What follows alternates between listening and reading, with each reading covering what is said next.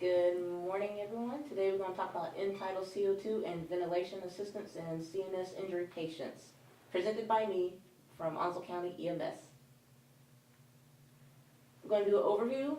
We're going to do a brief review of what consists of the CNS, what consists of a CNS injury, respiratory changes in CNS injuries, review of end-tidal CO2, the usage of end-tidal CO2 in a pre-hospital setting, and then we're going to review all of the information discussed today. Yes, that means a quiz.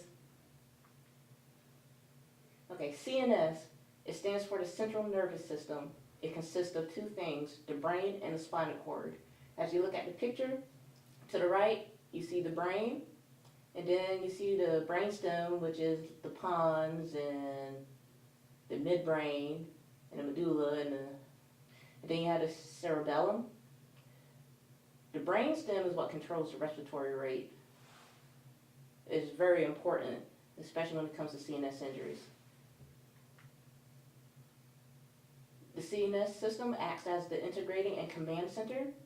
It interprets incoming sensory information and issues instructions to the whole body. So it controls your breathing, your thoughts, whenever you're hungry. It's just the CNS, the PNS, and all the other systems are important. Okay, some CNS injury facts. More than 2 million people in the U.S. suffer TBI annually, or traumatic brain injury. Over 500,000 suffer from strokes per year. It's a mixture of thrombolytic strokes and hemorrhagic strokes. And at least 10,000 people suffer spinal cord injuries, and all of these numbers are in the U.S. per year. Okay, a recap of CNS injury. What causes CNS injury is any event that causes damage to the brain or the spinal cord. That can include strokes, gunshot wounds, blunt force trauma, penetrating injuries, hangings, anoxia, etc. It could be anything that causes damage.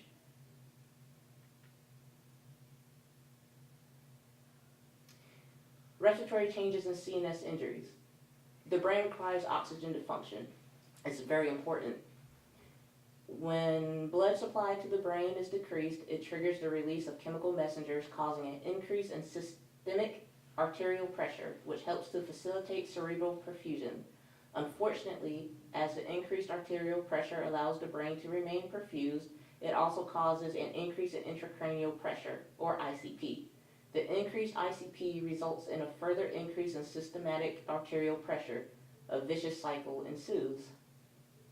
As ICP increases, pressure will eventually be placed on the brainstem, altering the respiratory pattern and resulting in Biot's, apneustic, or Cheyne-Stokes respirations.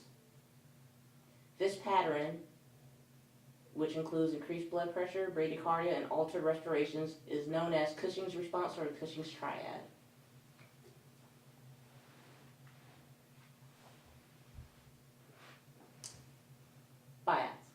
Biot's respiration is an abnormal pattern of breathing characterized by groups of quick, shallow inspirations followed by regular or irregular periods of apnea. It is named for Camille Biot, who characterized it in 1876. Right now we're going to show you a quick little video, give you an example of how Biot presents in the field.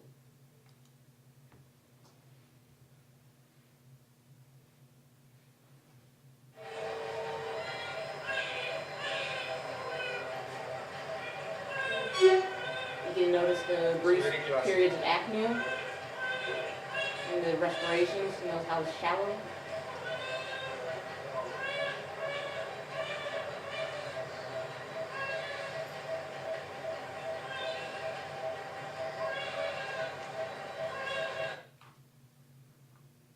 All right, moving on to the next one.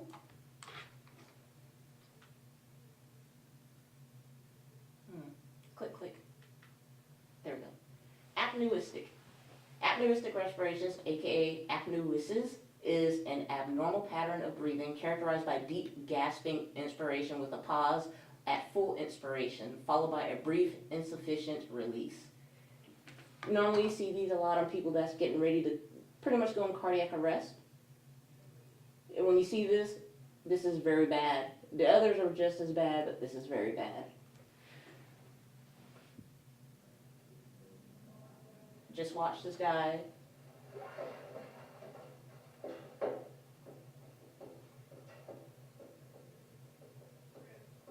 Okay, take a look at how he's breathing right now.